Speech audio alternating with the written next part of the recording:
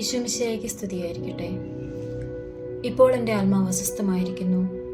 ഞാൻ എന്തു പറയേണ്ടു? പിതാവേ, ഈ മണിക്കൂറിൽ നിന്ന് എന്നെ രക്ഷിക്കണമേ. അല്ല, ഇതിനു വേണ്ടിയാണല്ലോ ഈ മണിക്കൂറിലേക്ക് ഞാൻ വന്നത്. യോഹന്നാൻ 12:27. ജീവിതത്തിൽ ഇനി എന്ത്, ഇനി എങ്ങനെ മുന്നോട്ട് എന്നൊക്കെ നാം ചിന്തിച്ചു പോകുന്ന പല അവസരങ്ങളുമുണ്ട്. പിതാവിൻ്റെ ഇഷ്ടങ്ങൾക്ക് സമ്മതം മൂടിയപ്പോൾ കർത്താവിൻ്റെ ജീവിതത്തിൽ ഇത്തരം സന്ദർഭങ്ങളുണ്ടായി.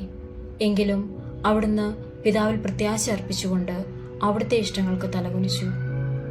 ജീവിതത്തിൽ വലിയ നിരാശയിൽ കഴിയുന്ന എല്ലാവരെയും നമുക്ക് ഓർക്കാം. നിരാശയിൽ പ്രത്യാശ പകരുന്ന അവിടുത്തെ സ്നേഹത്തെ ഓർക്കാം. ആ പ്രത്യാശയിൽ മുന്നോട്ട് ജീവിക്കാനുള്ള അനുഗ്രഹത്തിനായി നമുക്ക് പ്രാർത്ഥിക്കാം. അതിനായി ഈശോ അനുഗ്രഹിക്കട്ടെ.